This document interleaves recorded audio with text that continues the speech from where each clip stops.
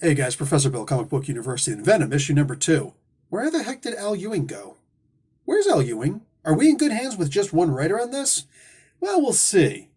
So far, though, there were fewer things that I liked about this comic book than what I didn't like. That's not a good sign for an issue number 2.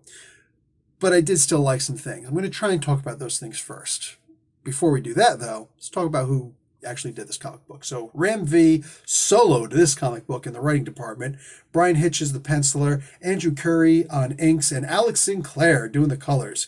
VC's Clayton Cowles doing letters and production, and Hitch and Sinclair do the cover. Excuse me, only 2 variant covers, which again, really good for a Marvel comic book, so bang. And let's move on from there. Dylan, Eddie's son, is hoboing across the nation or wherever he's hoboing from here to there. He's trying to find somebody. His dad left a voicemail saying you have to get someplace and find somebody named Archer, and you have to get there and find Archer, and Archer's going to take care of you, and you'll be okay that way, blah, blah, blah, blah, blah, blah.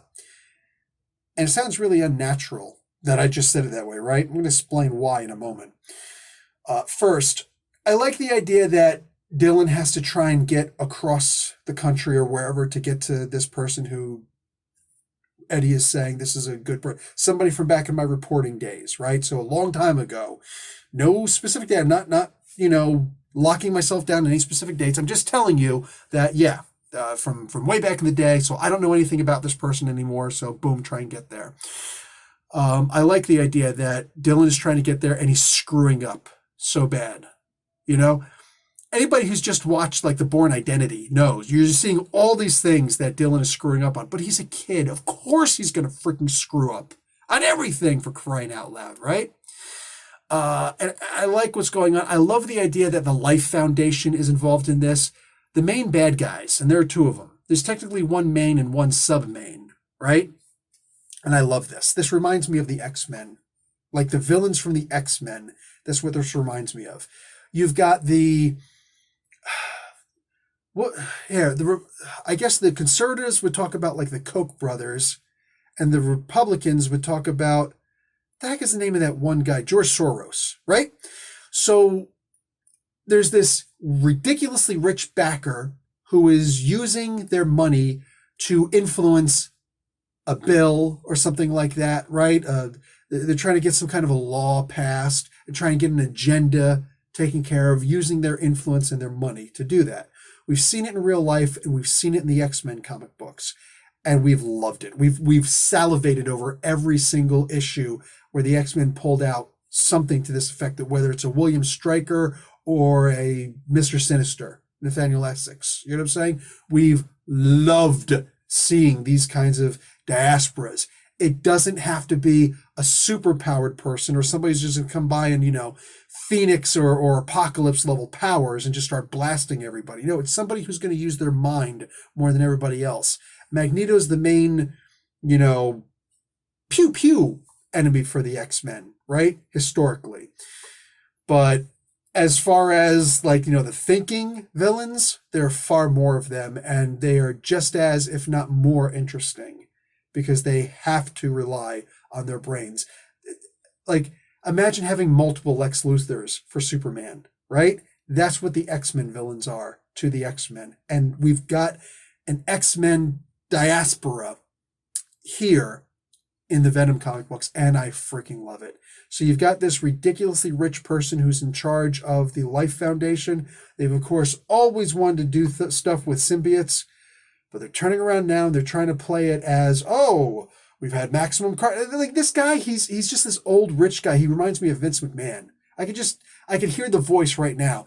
We've had Maximum Carnage, and we've had Carnage USA, and we've had Planet of the Symbiotes, and we've had all these different things where, eventually these freaking symbiotes, they come down to the earth, they start choking the life out of us, and God damn it, we've got to kill them. We've got to kill them with cancer. We're going to kill them with the NWO. And that's what all sound like, do, when freaking NWO comes down, and they start, and they're going to kick the symbiote's ass.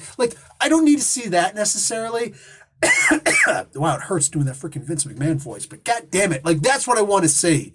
That's what I want to see, something to that effect, right? We don't actually see the NWO in this issue. Maybe a couple issues from now. Anybody remembers that old error was laughing their ass? You're probably still laughing your asses off over that. But anyway, let me tell you something, all right? When you've got that character, and then you could clearly tell that he's manipulating the young, not so smart politician, but this politician is good looking, very charismatic, says all the right things, right? And is being backed by this evil person. Is it going to be betrayal? Is there not going to be betrayal? There's so many different ways they could go with this. It's not like your typical villain with pew-pew powers who, well, obviously there's going to be a big fight. I want to know the more psychological stuff that's going to happen. And Ram has that capability because I've seen some of the things that he has done. And he's great at it. Master level? Nah, not quite. Not quite there yet. But close enough that I know that this has the potential, and I believe that it will be absolutely absurdly amazing. That said, that's about where the things I liked about this comic book end. Aside from the fact that, again, Eddie's supposedly dead. We know he's not really going to be dead, but he's apparently dead. Like, he just got all of these powers. And, like, they're really I really figured that in this issue, and I didn't want to spoil anything from the previous issue, right? And in the previous review. But in this one, like, if you didn't read that one, why are you here? You know what I'm saying? So I'm going to look at it that way. But the idea that, like, Eddie didn't show up in this at all. Well, here's the thing. If Null were still in charge, if Null still had his powers, if he were still alive, if he still had all this stuff going on, would these future guys have been able to come back and kick his ass? Right? Would they have wanted to? So it seems kind of sus that all of a sudden this is what's happening right now. And I get it. Eddie's brand new. He's got unlimited genie-like powers, but he doesn't really know how to use them yet. I guess. Here's the problem that we're always going to run into. I didn't like the idea that Donny Cates made Venom or Eddie Brock into God, right? Or a God. And I'm not talking about Thor level God. I'm talking about a Null level God. I really strongly dislike that. I especially don't like, however, that now all of a sudden, oh look, he's still got all these great powers, but here's something else more powerful than him. At what point do we finally stop and say, listen, maybe just have him get rid of the powers and make him street level or, whatever Venom's version of street level is. I know he's a lot more powerful than street level, but yeah, just make him something more like this again. Just giving him wings changed things so much. And I was excited at first, but it didn't take long to realize, where do you go from here? Of course, you just have to keep going up. And by the end of that freaking run, suddenly Eddie Brock is super God. So how do you have things more powerful than him now? Null was able to control the Celestials. How powerful must these freaking beings be from the future to be able to kick his ass? Like, it gets to the point where it's like, dude, did I miss the jumping of the shark? Or did you not even bother? You just went to the idea that everything is dumb right now. It just went a little bit too far for me. Here's the part where I actually got offended, though. All right? They're looking for, and this is a bit of a spoiler, but whatever. I might be helping you out by giving this away. Eddie, who loves his son and wants the best for his son, apparently doesn't want to give a physical description of this Archer person that he wants Dylan to find. So he goes on and says, Archer's going to help you out. Archer's going to square you away. Go and try and find Archer and, you'll be safe. And boom, boom, boom, boom, boom. Archer's always off grid, so it's going to be really hard to find Archer, but whatever. You kind of already know where I'm going with this, right? Archer's a chick, right? I could have picked up on that from the beginning if I were so inclined, but I didn't even consider it. Why? Because there are tropes in comic books, and I just got finished reading Donny Cates' run, and Donny does more tropes than anybody who I've ever seen in comics ever. Ever. And not even well, if we're being entirely honest. If you're a new comic book reader, this is exciting. That was exciting to you. But it's not going to take long for you to be reading more of Donny and suddenly realize, right? And especially if you read the stuff that he's gotten those ideas from, he's not really doing anything new, right? There's nothing new or special about what Donny's done. In this particular case, though, there's this riddle. A guy and his son, all right? The father and the son, they're in a car. They're driving. They're going they're going across the state, okay, whatever states they are, okay? And they get into an accident right at the state lines. An ambulance comes from two different hospitals, one from this state, one from this state. They come by. They can only fit one person in the freaking hospital, or the ambulance bed. So one says, I'll take the son. The other says, I'll take the father. And they turn around. They go their separate ways to the separate hospitals. The doctor comes walking in and looks at the child, the son, right there, right? The father's at a different one. Doctor comes walking and looks down and says, I can't operate on this boy. He's my son. Now, some of you will figure out that this is the mother, that the mother is actually a doctor. But you'd be surprised at how many people did not figure that riddle out immediately. In fact, didn't figure it out at all.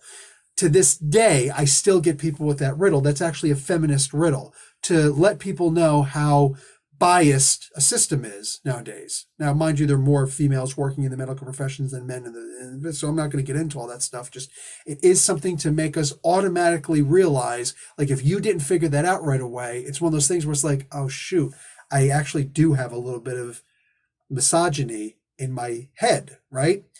And there are plenty of things that make you a misandrist also, thinking that, women and children first. You're a misandrist. I don't care if you're a guy saying it. You're a misandrist, right? Men are not sacrificial lambs. Men are not disposable. Oh, we've made them disposable in our society, but whatever.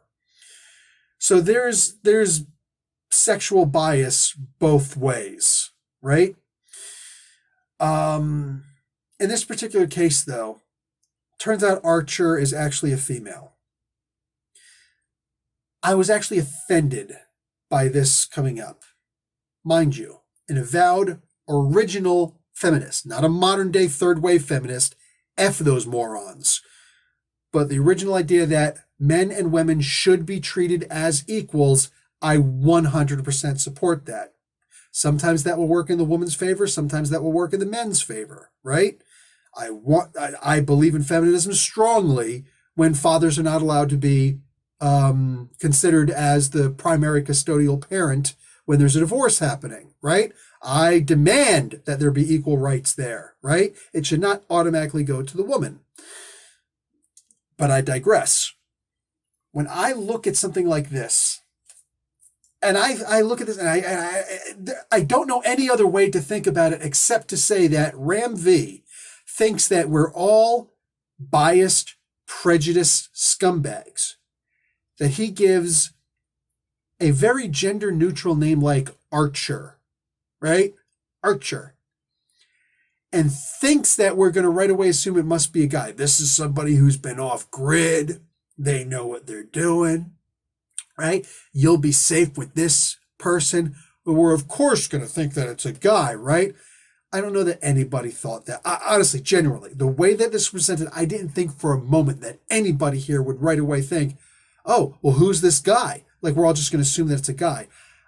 It never crossed my mind that it would be a guy as opposed to a girl. I was just like, Archer, okay, I can't wait to see who this is. Like, maybe it's somebody who we know, maybe it's not.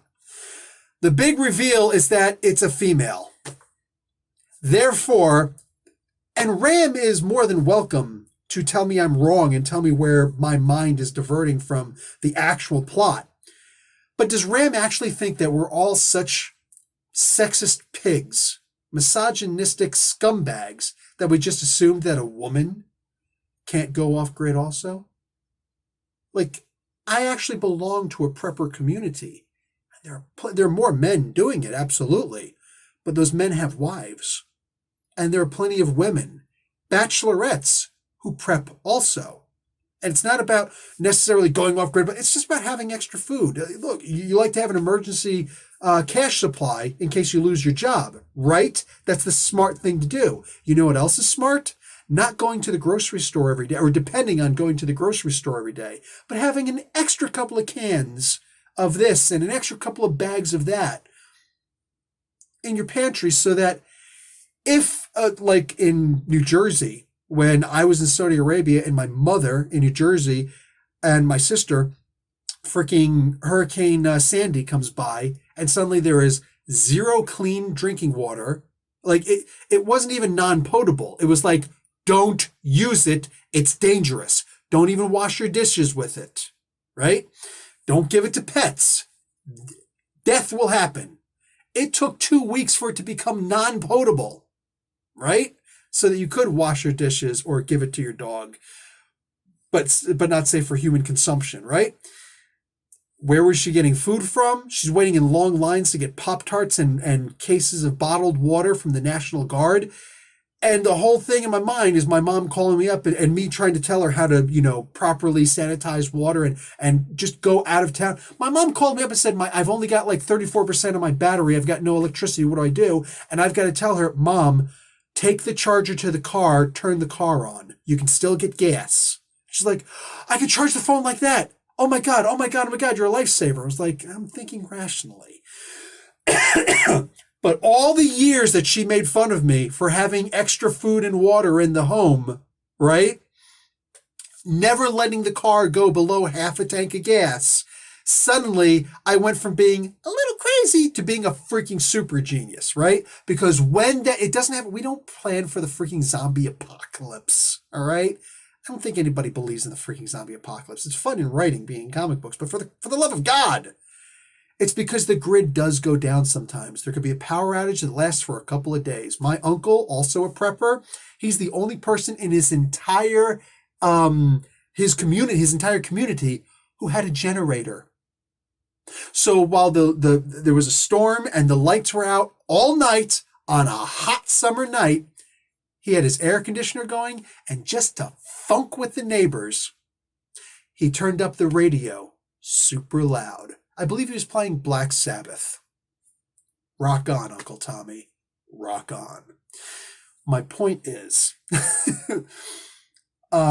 anybody can be a prepper. Anybody could be smart enough to know that if I keep a couple extra water bottles on me, if I keep a couple of, extra things of Pop-Tarts or something, dried pasta, cans of tomato sauce, whatever, then I can still live. And it's not a life or death thing for me to go out and try and get food. And I know that I don't have to, go out in the mob to get it while there's potentially rioting and looting going on, I can actually survive. Hurricane Katrina taught a whole bunch of people that you probably should prep a little bit. Just a little bit, right? Anyway, these things happen all over the freaking world. In Texas, it happened. Jesus Christ, it happens all over the freaking world, right? Having a little extra is not a bad thing. So a guy or a girl could be a prepper. I felt like this was Ram V. And again, he can correct me if I'm wrong. But this felt like Ram V standing on top of a soapbox going, women are capable of everything that men are capable of, and if you didn't right away think that this could be a woman just as likely as it could be a guy, it's like, dude, shut your stupid fucking mouth. Like, what was that? Again, third time. If I'm wrong, I'm wrong. But I tried to look at this as out of the box, as fairly as I possibly could. How could a father who loves his son and wants his son to be safe, Eddie Brock, makes a phone call, a dire phone call to his son, get out of the house. That guy is not me. He's pretending to be me. Here's proof. Do with it what you will. Get out, go down here, and go and find this person named Archer. Since I love you and I don't want it to be a big mystery, I want you to be as safe as you possibly can, as soon as you possibly can, let me give you a physical description of Archer. Number 1, white. Number 2, female. Either Ram thinks that we're an idiot, or he's writing Eddie to be an absolute idiot. that you wouldn't give as best a physical description. If I had to leave a dire, desperate, life or death message like that for my son, for one of my kids, any of my kids, right? Hey, I need you to go and find so-and-so. This is what he looks like. White, about this tall. Last time I saw, a little pudgy, but, big in the shoulders, strong in the shoulders. Last time I saw, like, his natural hair color is brown, whatever. Like, you know what I'm saying? I'd give as much of a freaking physical description, last known address, as much as I possibly could, as quickly as I could. And this is coming from memory. He's doing all of this stuff from memory. You remember the person's name, you remember what the person looks like, and you could spit out the information as possibly can. At the very least, sex and skin color. For crying out loud. It feels like they purposely went out of their way, like Ram purposely went out of his way just to say, did you not think that it could be a woman?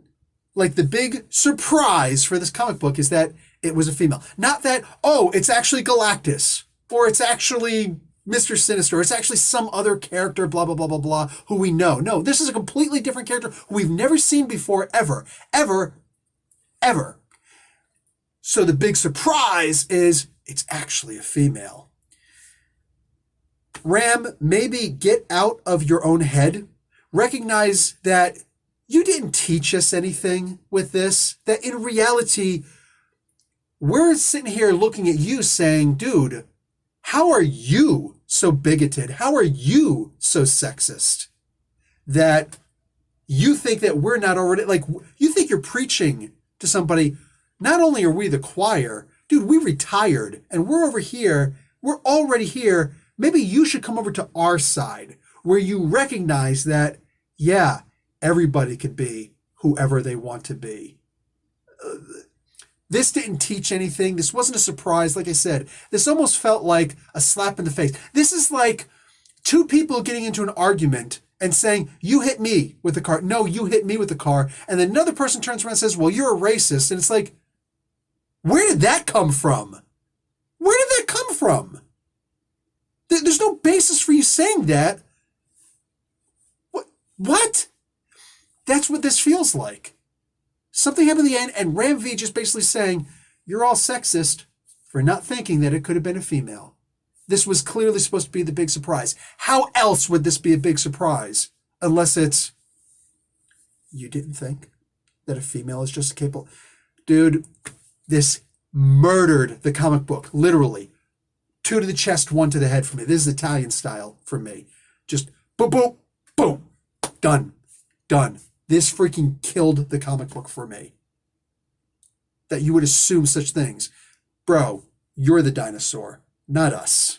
I don't think there's a single person out there, a single person who read this comic book and said, oh my God, this is a great female empowerment. And if somebody did say that, that person's a jackass. That person's a freaking jackass because they were surprised. The rest of us were looking at this and going, that was the surprise? That we all have the same opportunities to do what we want in life? This is where you try not to say anything because you don't want to insult the other person. But you know that the other person, you've got some learning to do. Anyway, I hope that Ram V recognizes what an absolutely ridiculous ending this was to a comic book. Yeah, I tried to think of another way out of it as I possibly could. Maybe he was trying to... No, this was stupid. And that's what it is.